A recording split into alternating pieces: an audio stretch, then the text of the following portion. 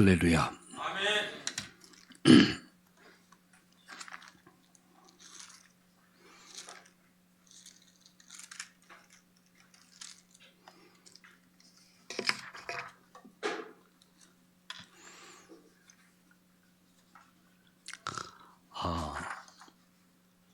이 찬양은 제가 신청을 했습니다.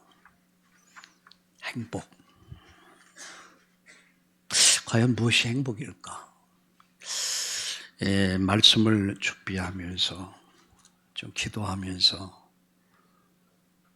제가 더 확실하게 깨달아지는 것이 이게 행복이구나. 행복은 큰 데 있지 않습니다. 여러분 생각할 때 행복은 큰 데 있다고 생각하죠. 행복은 작은 데 있습니다. 그리고 행복은 멀리 있는 게 아니에요. 아주 먼 훗날이 아니에요. 오늘 아주 가까이 있어요. 그리고 행복은 깨닫는 자만이 그 행복을 누릴 수 있습니다. 존귀한 데 처하나 깨닫지 못하는 자는 멸망하는 짐승 같다고 그랬어요. 행복의 조건을 다 가지고 이게 행복인 줄 모르고 산다면 그는 불행한 사람입니다. 근데 마른 떡 하나를 놓고도 그 행복을 느끼는 사람은 진짜 행복한 사람이에요. 누가 가장 행복한 사람일까? 감사할 줄 아는 사람이 행복한 사람입니다. 행복의 조건을 다 가지고 그러면서도 여러분 감사할 줄 몰라요. 어디 큰 데서 찾으려고 멀리서 찾으려고 하고 아주 가까이 있는데 작은 데 있는데 뭔가 허상을 쫓아가고 있어요. 그래서 누가 행복한 사람이냐? 감사하는 사람이 행복한 사람이다. 누가 행복한 사람이냐? 많이 행복한 사람이, 많이 감사하는 사람이 행복한 사람입니다. 이것도 감사하고 저것도 감사하고. 제가 종종 이런 간증을 해요. 이 권사님 한 분이 노인 요양원에서 20여 년, 한 30년 가까이 이렇게 근무를 했는데, 목사님, 믿는 사람과 믿지 않는 사람은 다 천국 백성과 지옥 백성이 구분이 된다는 거예요. 뭐가 구분이 됩니까? 그러니까. 평생을 믿음의 길을 걸어온 권사님들은 치매가 왔는데도 이분들이 늘 하는 말이 있대요. 감사. 심지어 우리 아이들 앞에서도 감사합니다. 강아지가 저랑 강아지 앞에서도 감사합니다. 고양이 나타나면 예수님 감사합니다. 예수와 감사밖에 없다는 거예요. 근데 복음 없이 인생을 산 사람들 보면 기억이 없어져 버린. 그런데 무의식 속에 나오는 말인데 C8 이거를 입에 달고 산대요. 그러겠죠. 따라합시다. 많이 가진 자가 행복한 것이 아니라 감사하는 자가 행복한 자다. 많이 감사하면 많이 행복해진다. 할렐루야. 우리 옆에 분들과 함께 우리 축복하고 인사합시다. 사랑합니다. 축복합니다. 많이 감사하는 자. 오늘 찬양을 들으면서 화려하지 않아도 정결하게 사는 삶, 가진 것 잊혀고도 감사하며 사는 삶, 내게 주신 작은 심 나눠주며 사는 삶, 이것이 나의 삶의 행복이라오. 이것이 행복, 이것이 행복이라오. 눈물 날 일 많지만 기도할 수 있는 것, 억울한 일 많으나 주를 위해 참는 것, 비록 짧은 작은 삶, 주 뜻대로 사는 것. 이것이 나의 삶의 행복이라오. 여러분, 행복이 여러분 삶에 넘쳐나기를 예수님의 이름으로 축원합니다. 저는 오늘 이 시간 구원의 은혜에 감사하자 이런 제목으로 말씀을 드리려고 합니다. 지난 주일 이 시간에 저는 여러분에게 6월절과 새로운 시작, 하나님의 새로운 시작이라는 제목으로 말씀을 드렸습니다.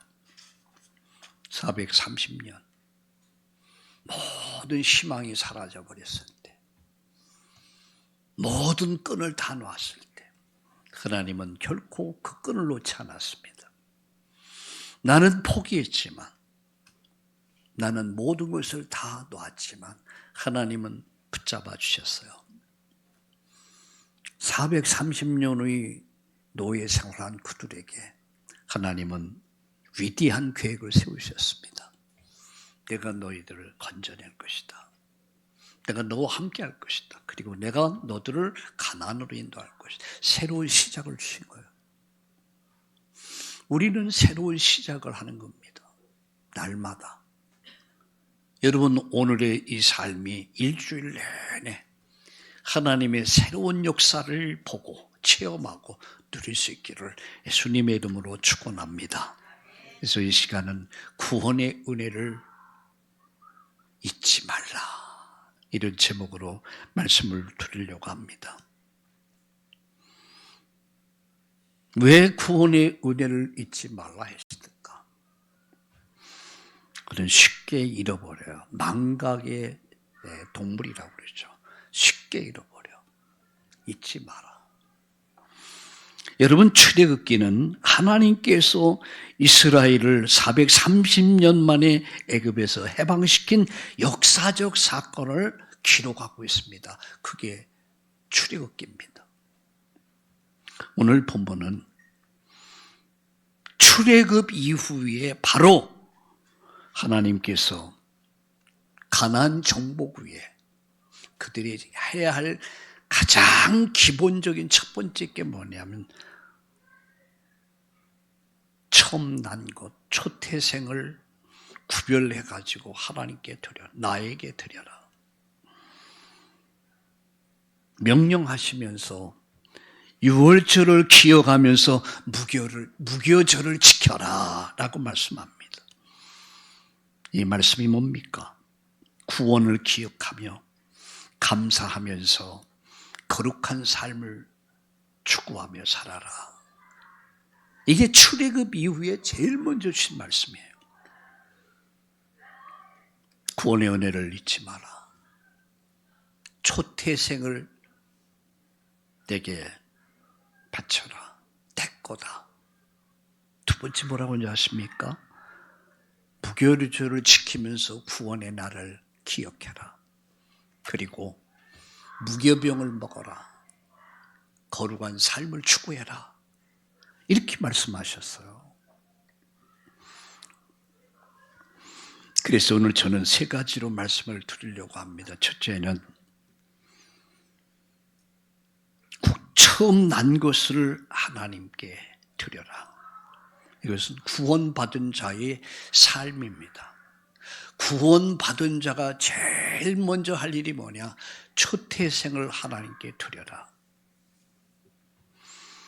여러분, 13장 1절 2절을 같이 보겠습니다. 출애굽기 13장 1절 2절을 볼까요? 같이 읽겠습니다. 여호와께서 모세에게 일러 이르시되 이스라엘 자손 중에서 사람이나 짐승을 막론하고 태에서 처음 난 모든 것을 다 거룩히 구별하여 내게 돌리라. 이는 내 것이니라 하시니라. 초태생은 내 것이다. 내게 돌려라. 이게 출애굽 이후에, 해방 이후에 구원받은 다음에 주신 언약의 말씀입니다. 초태생을 내게 돌려라. 이 말은 처음 것을 하나님께 드려라, 이런 말씀이거든요. 애굽의 장자의 죽음과 이스라엘의 보호. 여러분, 애굽의 장자들을 다 죽일 때에 살아남은 자가 있습니다. 그게 누구죠? 피 바른 자. 피 바른 가정은 유월했어요. 죽음이 넘어갔습니다. 저주가 넘어갔어요. 하나님 그 표적을 보고 살려주셨어요. 그들이 공로가 있어 산 게 아닙니다. 그들이 잘나서 산 게 아닙니다. 그들이 많이 배워서 산 게 아닙니다. 귀족이기 때문에 산 것도 아닙니다. 하나님의 언약을 붙잡고 양 피 발랐기 때문에 그 피가 표적이 돼서 애굽의 장자를 죽이는 죽음이 애굽 전역을 칠 때에 천사는 그 피가 표적을 보고 죽음이 넘어갔어요. 저주가 넘어갔습니다. 재앙이 넘어갔습니다. 우리 찬송가에 이런 찬송이 있잖아요. 그 피가 마음속에 큰 증거 됩니다. 피가 생명이 생명을 살린 거예요. 이 말은 너의 아들, 딸들, 너의 짐승들까지 장자는 다 죽임을 당해야 됐는데 살렸단 말이야. 애굽의 장자가 죽음으로 인해서 곡소리가 나고 애곡을 하고 있을 때에 여러분 이스라엘의 장자를 다 하나님이 보호하셨다, 살려주셨다는 얘기예요. 어린 양의 피가 그들을 보호해 줬습니다. 그게 은혜라는 말이에요. 죽지 않고 살았단 말이에요. 저주와 죽음이 넘어갔단 말이에요. 그래서 그것은 장자는 내 것이다라는 얘기예요. 첫 것은 내 것이다. 그런 말씀입니다. 우리 이렇게 흔히 생각하면 내 것도 내 것, 네 것도 내 것. 나쁜 사람들이 그런 말을 하겠죠. 내 것은 내 것이고 네 것도 내 거야. 어떻게 하면 저걸 뺏을까? 이 세상 아니겠습니까? 근데 우리가 복음을 정말 알고 영적 세계를 알고 나면 내 것은 아무것도 없다. 심지어 내게 주신 내 아들, 딸들도 내 거 아니에요. 하나님 내게 맡기신 거야. 선물이야. 여러분 믿습니까? 내게 돌려라 라고 말씀합니다. 죽었어야 돼. 저주받았어야 돼. 멸망받았어야 돼. 그런데 그 피가 표적이 돼서 죽음이 넘어갔어. 재앙이 넘어갔어요. 심판이 넘어갔어. 그래서 살아남을 수 있었던 거야. 하나님 살려주셨어. 보호해 주셨단 말이야. 코로나는 장자는 내 거다. 그 말씀이에요. 다시 한번 성경 봅니다. 2절 보세요. 이스라엘 자손 중에서 사람이나 짐승을 막론하고 태에서 처음 난 모든 것을 다 거룩히 구별하여 내게 돌리라. 이는 내 것이다. 소유주가 하나님의 것이 돼 있다는 얘기예요. 내 것이 아닙니다.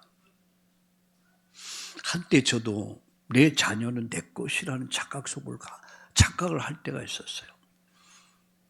내가 어느 날 깨달아지는 것은 아니다. 하나님 내게 맡겨주신 것이다. 그럼 하나님이 맡겨주셨다면 난 이 자녀를 함부로 대해서는 안 되겠죠. 바르게 키워야겠죠.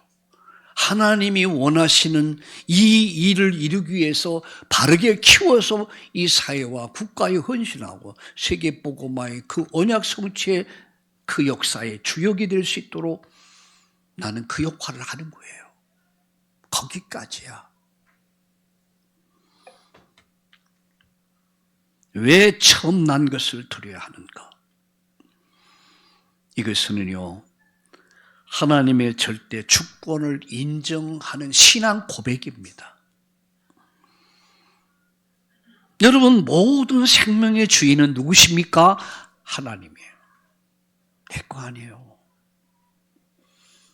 여러분은 여러분의 생명의 주인이 누구과로 생각합니까? 내 거 아니에요. 하나님 내게 맡겨주신 거예요. 하나님이 주신 생명을 가지고 우리는 사는 겁니다. 믿습니까? 어제 어떤 자매에게 그런 말을 했어요. 어머니가 시한부 인생을 사는데 시한부 받은 게 4년이라고 그래요. 4년, 5년인데 이제 4년이 이렇게 채워지니까 여기도 고장나고 저기도 고장나고 굉장히 불안이 떠는 거죠. 죽음의 공포가 이렇게 다가오니까. 제가 이런 말을 했습니다. 끝까지. 소망은 끝까지 소망의 줄을 놓으면 안 된다. 믿음을 가져라. 소망의 줄을 붙잡아라. 우린 마지막까지도 그리스도예요. 하나님 살아계신다. 생명의 주인은 하나님이시다. 죽고 사는 것은 하나님 손에 있다. 히스기야 왕이 죽음의 위기 속에서 사형 선고를 받고 그가 여러분 기진에서 도저히 일어설 수 없는 환경이 돼서 드러누워서 예루살렘을 향해서 눈물로 호소합니다. 하나님 앞에 기도합니다. 근데 보세요. 하나님이 그 기도를 들으셨고 하나님 들으셨단 말이에요. 하나님 그 눈물을 보시고 하나님 그를 치료하셔서 3일 만에 성전에 올라갔어요. 이게 과거를 갖고 이해가 됩니까? 의학을 가지고 이해가 됩니까?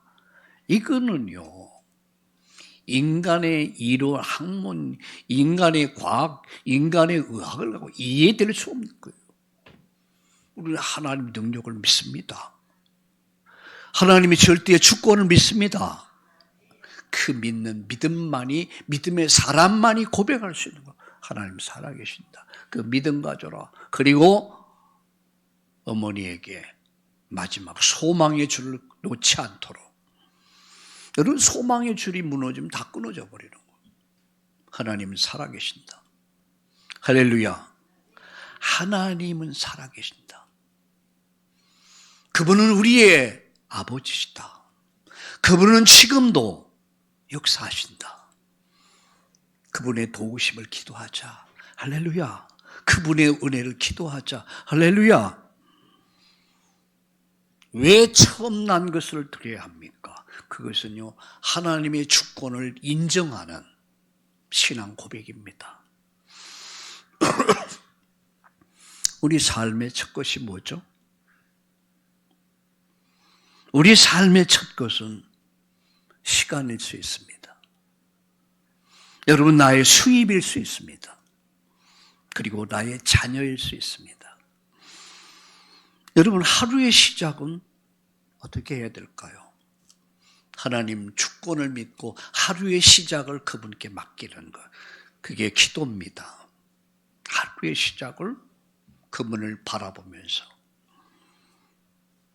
여러분, 일주일의 시작은 월요일부터입니까?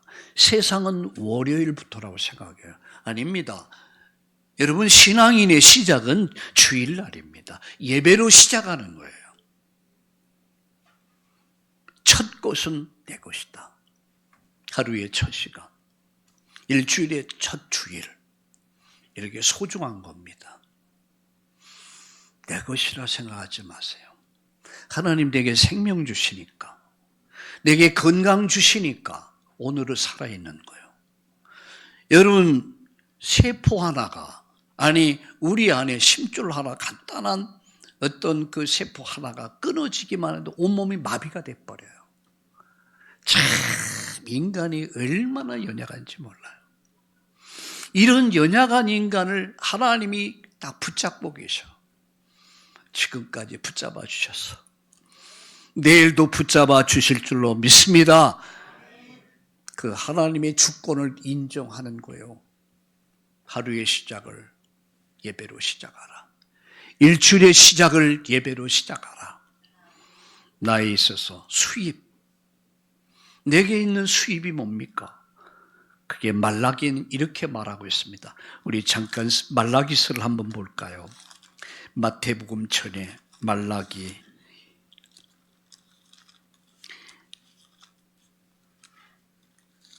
3장을 같이 잠깐 보겠습니다. 말라기서 3장을 같이 보겠습니다. 말라기서 3장 7절을 보겠습니다. 피지수로는 1329페이지가 되겠습니다. 우리 같이 읽겠습니다. 만군의 여호와가 이르노라 너희의 조상들의 날로부터 너희가 나의 규례를 떠나 지키지 아니했도다. 그런즉 내게 돌아오라. 그리하면 나도 너에게 돌아가리라 하였더니 너희가 이르기를 우리가 어떻게 하여야 돌아가리까 하는도다. 사람이 어찌 하나님의 것을 도둑질하겠느냐. 그러나 너희는 나의 것을 도둑질하고도 말하기를 우리가 어떻게 주의 것을 도둑질하였나이까 하는도다. 이는 곧 11조와 봉헌물이라. 너희 온 나라가 나의 것을 도둑질하였으므로 너희가 저주를 받았느니라. 만군의 여호와가 이르노라 너희의 온전한 11조를 창고에 두려 나의 집에 양식이 있게 하고 그것으로 나를 시험하여 내가 하늘문을 열고 너희에게 복을 쌓을 곳이 없도록 붙지 아니하나 보라. 만군의 여호와가 이르노라 내가 너희를 위해서 메뚜기를 금하며 너희 토지 소산을 먹어 없애지 못하게 하며 너희 밭에 포도나무가 열매가 기한 전에 떨어지지 않게 하리니 너희 땅이 아름다워짐으로 모든 이방 사람들이 너희를 복되다 하리라. 만군의 여호와의 말이니라 라고. 돌아와라. 아니 돌아왔지 않습니까? 교회 나오지 않았습니까? 아니 네 마음이 돌아와야 돼. 그게 뭡니까? 라고 하면서 여기 나오는 게 뭡니까? 11조와 헌물이다. 네가 내 거 도둑질했어. 첫 것은 내 거야. 너가 내 시간을 도둑질했어. 예배를 다 빼먹어 버렸어. 예배를 시간을 도둑질해 버렸어. 물질을 하나님의 것을 다 도둑질해 버렸어. 성경은 그렇게 말씀하고 있습니다. 11조와 헌물이다.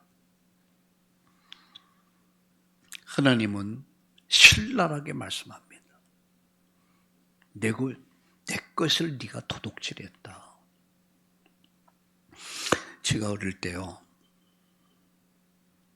한 번은 보니까 우리 어머니가 이렇게 못에다 옷을 걸어놨는데 옛날에 10판짜리가 있어서 10판 아십니까? 10판. 이렇게 삐져나왔는데 와, 그게 딱 보이더라고요. 한 번 보고 두 번 보고 그게 자꾸만 보이는 거. 저거 셉이면은 저 사탕 사 먹으면은 몇 개를 사 먹을 수 있는데 야 보암직하고 먹음직하고 탐스러워. 안 보려고 해도 자꾸만 보여. 한 몇 개가 있더라고요. 하나를 딱 세볐어요. 그거 가지고 사탕 사 먹는데 얼마나 맛있는지. 진짜 맛있어요. 지금 젊은 사람들은 이해가 안 될 겁니다. 옛날에 사탕, 설탕이 어디서? 내 사탕.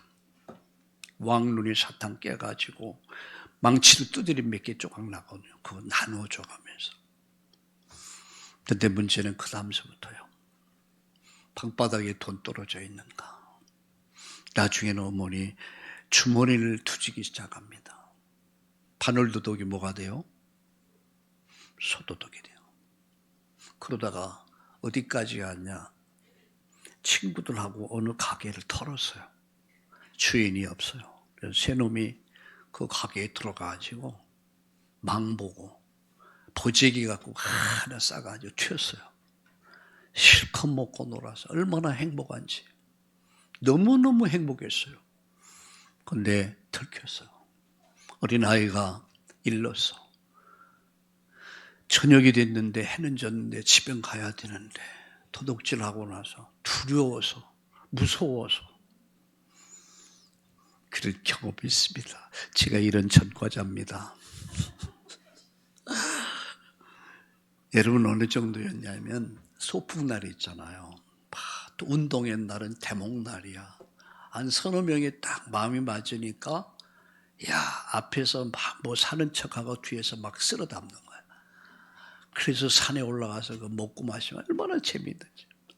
잊어버리 못하는 게 있어. 환타. 처음 나왔는데 그게 얼마나 맛있는지. 돈을 줘야지. 바늘도둑이 소독된다. 한번 붙잡혀갖고 우리 어머니한테 얼마나 얻어 터졌는지. 때려도 좀 대충 때리지. 돌아보면은요, 가정이란 울타리가 오늘 제가 여기 있을 수 있었던 거예요. 내게 가정이 없었다면, 내게 어머니가 없었다면, 나는 인간이 지금 권총 들고 강도 은행 털놈이야. 여러분, 어릴 때가 그렇게 중요해요. 도둑질. 나는 이 말씀을 볼 때마다 도둑질. 맞아. 나도 도둑놈이어서. 근데 하나님의 것을 도둑질해. 예배를 무시해버리고, 하나님 11조의 약속을 무시해버리고, 내가 다 땡겨 먹어버려. 내가 내 마음대로 써버려. 오늘 성경은 뭐라고 말씀하냐? 도둑놈이라고요. 그리고 말씀합니다. 그래서 네가 저주받은 거야. 네가 저주받을 거야. 내 것을 다 뺏어버렸어. 그래서 바로 그 말씀입니다. 돌아와라. 회개하라는 얘기예요. 회개하라. 그래서 이렇게 말씀합니다. 10절에 만군의 여호와가 이르노라 너희 온전한 11조를 창고에 두려. 온전이란 말을 일부 빼먹고 일부는 그게 아니야. 온전한 11조. 수입에서의 첫 것. 온전한 11조. 내 거 아닙니다. 다 주신 거예요. 그 가운데 첫 것. 이렇게 말씀합니다. 그것으로 나를 시험해봐라. 내가 하늘문을 열고 너에게 복을 쌓을 곳이 없도록 붙지 아니해라 봐라. 네가 시험해봐라는 얘기야. 우린 계산을 갖고 세상을 삽니다. 11조 할 것 같으면 생활비로 충분히 쓸 수 있어. 그러니까 그게 어려운 거예요. 계산해보면 계산이 안 나와. 그러니까 순간순간 도둑질하는 거예요.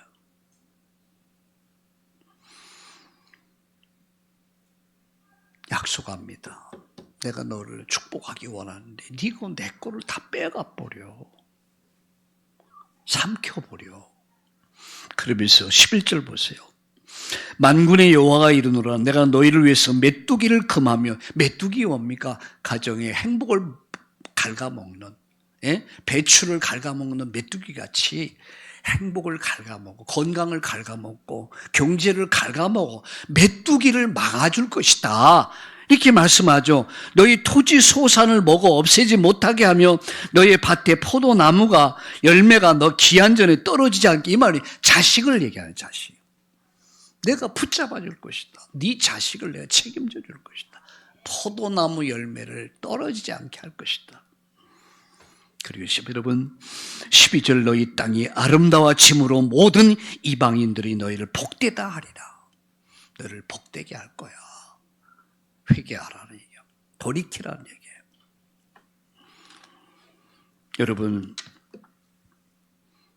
우리의 첫 것, 나의 첫 것은 무엇입니까? 시간의 첫 것, 수입의 첫 것, 그리고 하나님 주신 자녀. 그 자녀를 잘 키우라는 얘기예요. 어떤 자녀로 키우냐? 바로 믿음으로 키워라. 말씀으로 키워라. 그게 바로 오늘 본문이 말씀하는 겁니다. 네 후대를 바르게 키워라는 얘기예요. 어릴 때부터 말씀으로 양육해라. 오늘 여러분 정말 내게 맡겨주신 것 하나님 뜻대로 키우고 그 인생을 하나님 앞에 온전히 맡겨드릴 때 하나님 붙잡아 주시는 거예요. 하나님 쓰시는 거예요. 그렇게 쓰임받기를 주님의 이름으로 축원합니다. 처음 난 것은 따라합시다. 초태생은 하나님의 것이다. 내 것이란 말이에요. 내 것. 그것을 내게 달라는 얘기예요. 믿음의 증거를 보이란 얘기예요. 주권을 인정하란 얘기예요. 두 번째입니다. 구원의 날을 기억해라. 3절 4절을 읽을까요? 같이 읽겠습니다. 모세가 백성에 이르되 너희는 애굽 곧 종되었던 집에서 나온 그날을 기념하여 유교병을 먹지 말라. 여호와께서 그 손의 권능으로 너희를 그곳에서 인도해 내셨음이라. 이렇게 말씀합니다. 구원의 날을 기억하라. 왜 구원을 기억해야 합니까? 여기 보니까 종되었던 집 430년 동안 노예돼서 종살이에서 희망이 없었어요. 근데 그들이 하나님의 절대 주권으로 유월절 피 언약을 통해서 그들은 살림을 받은 겁니다. 그런데 그들은 에게 말씀합니다. 구원을 기억해라. 이 말이 뭐죠? 구원의 감격을 잃어버리지 말라는 얘기예요. 너가 어떻게 살았는가를, 어떻게 살아왔는가를, 어떻게 구원받았는가를 잊어버리지 말아라. 인간은 쉽게 은혜를 잃어버립니다. 쉽게 은혜를 잃어버려요. 제가 엊그저께 어느 글을 읽었는데요. 어머니가, 아버지가 나이가 좀 들다 보니까 아들을 데리고 저 까치, 저게 뭐지? 아빠요, 까치요. 처음에는 또다시 조금 있다 아들에게 물어요. 나이 드신 아버지가. 야야 아들아, 저게 무슨 새지? 까치요. 또 한참 있다가 또 물어요. 야, 저거 잃어버렸네. 저게 무슨 새지? 아빠, 아버지, 저 까치라니까요. 아, 그래. 그 아버지가 자기 방에 들어가더니 노트 한 권을 가지고 딱 나온 거야. 그래서 보니까 아버지의 일기야. 아버지가, 야, 아들아, 이거 한번 읽어봐. 그 내용을 언제 몇 살 때에 우리 아들이 나에게 저게 뭐냐고 물었다. 까치라고 대답을 했다. 그래서 야, 까치를 하는구나. 조금 있다 또 물었다. 아빠 저게 뭐야? 까치. 야, 아이가 머리가 보통 아닌가 보나. 또 물었다. 저게 뭐야? 까치. 야, 넌 앞으로 큰 인물이 될 거야. 하나도 싫지 않았다. 왠지 기분이 좋았다. 하면서 나는 너에게 별로 묻지도 않았는데 그렇게 너무 심히 드니? 라고 하면서 그 아버지는 아들에게 이야기하는 거예요. 나는 너가 어릴 때 나에게 그렇게 질문할 때 난 행복했다. 근데 내가 너에게 그 질문한 것이 이렇게 힘드니? 아빠는 할 말을 잃어버린 거예요. 아들은 할 말을 잃어버린 거예요. 우리는 너무 쉽게 은혜를 잃어버려. 우리가 잊어서는 안 될 게 있습니다. 그게 뭔지 아세요? 부모님의 은혜. 그 부모님이 없으면 나가 있을 수가 없어요. 핏덩어리를 길러주셨어요. 나를 낳고 나를 길러주셨어요. 못 먹고 못 입고 못 쓰면서 자식을 위해서 당신의 삶을 다 헌신했어요. 더더군다나 우리의 세대는 더 했어요. 내가 있기까지는 우리 부모가 있었단 말이에요. 근데 그 부모의 은혜를 우리가 어떻게 잊을 수 있습니까? 두 번째 잊지 말아야 될 게 있습니다. 그게 선생님의 은혜야. 여러분 누군가가 여러분을 가르쳐주고 지도해준 사람이 그게 멘토가 있어야 돼요. 그리고 그 선생님을 잊어버리면 안 돼요. 그런데 지금은 내가 존경할 만한 선생님이 없는 거야. 제가 한참 힘들었던 것이 내가 정말 믿고 신뢰했던 그런 목사님이 아닌 것을 봤을 때 그게 가장 힘들더라고요.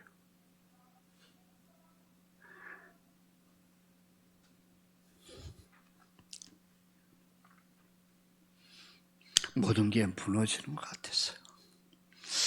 참 이렇게 힘들구나. 내가 정말 믿고 의지하고 배울 수 있는 멘토가 있는 거. 우린 그런 선생님이 돼야 되고요. 그런 선생님이 있어야 돼요. 스승의 은혜를 잊을 수 없다 했잖아요. 여러분, 세 번째 은혜가 나라에 대한 고마움이야. 이 나라가 자유민주주의가 되게, 우리가 자유롭게 하나님을 예배하고 기도하고 찬양하고 마음껏 자녀 양육하고 세계 복음할 수 있는, 이것은 우연이 아니었단 말이야. 우리의 조상이 있었어요. 우리의 부모님이 있었습니다. 자유민주주의 우리가 지켜내야 합니다. 그리고 이 나라를 바르게 세워야 합니다. 우리 아들, 딸들에게, 손자, 손녀들에게 건강한 나라 물려줘야 됩니다. 그걸 위해서 기도해야 합니다. 공의와 정의가 살아나고 법치가 살아나는 나라, 상식이 통하는 나라, 이런 나라가 되기 위해서 우리가 기도해야 합니다. 가장 중요한 은혜가 뭔지 아세요? 하나님의 은혜. 잊어버리지 말라는 얘기야. 구원의 은혜를 망각하면 잠언서 16장 1절에 보니까 교만에 빠진다고 그랬어요. 교만합니다. 가난할 때는 사람이 겸손해. 사람이 없을 때는 참 겸손하고 고개 숙일 줄 알아. 사람이 가장 낮은 자리에 있을 땐 사람이 겸손하고 그러는데, 뭔가 조금 생기고 뭔가 여유가 생기고 뭔가 좀 잘 살게 되면 고개가 뻣뻣해지고 뭔가 사람이 변질되기 시작해. 타락하기 시작해요. 그래서 변질되고 타락하고 멸망의 길을 가게 됩니다.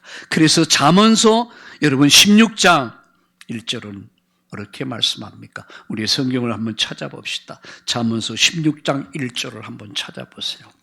시편 다음에 잠언서가 있죠.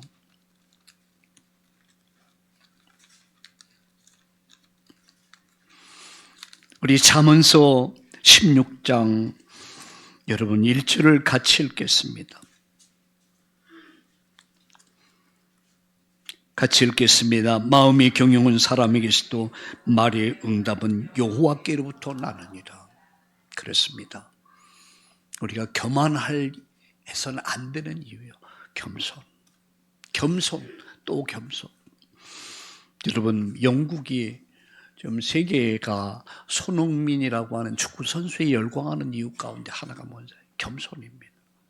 참 겸손한. 이번에 국왕을 만나는데 그 앞에서 두 손을 딱 모고. 이게 어른을 대하는 기본이거든요. 그런데 유럽이나 미국 사람들 보면 막 뒷짐짓고 막 우리가 이해가 문화 차이겠죠. 그런데 이게 딱 처음은 오해를 했대. 그런데 동방예의지국 너의 기초를 얻어 배웠냐? 왕이 국왕이 물었을 때 예, 당연히 우리 나라죠. 그걸 보면 겸손해요. 그런데 아버지가 자기 겸손을 가르쳤더라. 겸손, 또 겸손. 그렇습니다. 은혜를 망각하면 교만에 빠져요. 구원의 감격을 잃어버립니다. 신앙이 무뎌져 버려요. 그래서 불순종의 길을 가는 거예요. 그래서 어떻게 구원을 기억해야 할까? 예배입니다. 예배를 통해서 하나님 은혜를 새롭게 하고, 말씀을 통해서 구원의 은혜를 깊이 새기고, 기도를 통해서 하나님께 영광을 돌리는 여러분, 하나님의 사람으로 온전히 설 수 있기를 예수님의 이름으로 축원합니다. 마지막 이렇게 말씀하죠. 5절을 보세요. 여호와께서 너를 인도하여 가나안 사람과 헷 사람, 아모리 사람, 휘 사람, 여부스 사람 땅 곧 내게 주시려고 내 조상들의 맹세하신 바 젖과 꿀이는 땅에 이르게 하시거든. 너는 이달의 예식을 지켜 이래 동안 무교병을 먹고, 이래 동안 일주일 동안 무교병을 먹고 일곱째 날에는 여호와의 절기를 지키라. 그렇게 말하면 7절에 이래 동안에는 무교병을 먹고 유병을 내게 보이지 아니하게 하며 내 땅에서 누룩을 내게 보이지 아니하게 하라. 너는 그날에 네 아들들에게 보여 이르기를 이 예식이 뭡니까? 라고 물을 때 그들에게 자세하게 가르쳐 줘라. 후대에게 전달하라 말이에요. 무교병을 먹어라. 이 말씀이 뭡니까?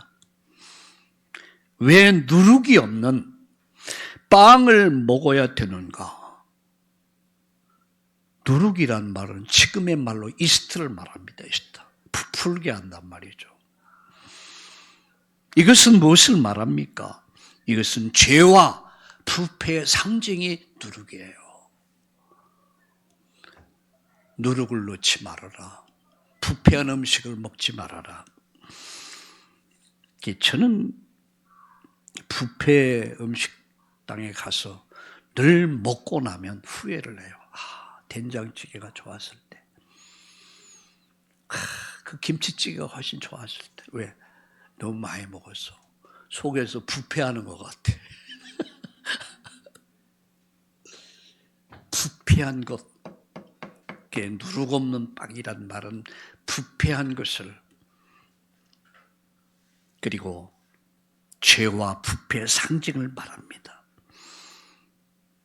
마태복음 16장 16절에 바리새인과 서기관들의 누룩을 조회하라 이렇게 말씀했어요.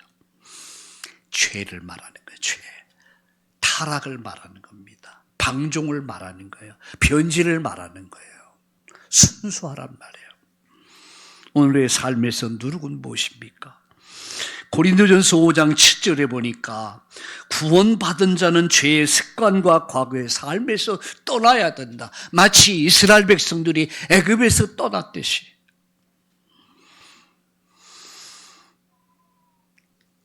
죄와 습관과 과거의 삶에서, 부패한 삶에서 떠나야 된다. 불신앙에서 떠나야 된다. 부정적인 생각을 버리고 불순종을 버리고 떠나야 된다. 죄의 습관, 그것을 청산해라.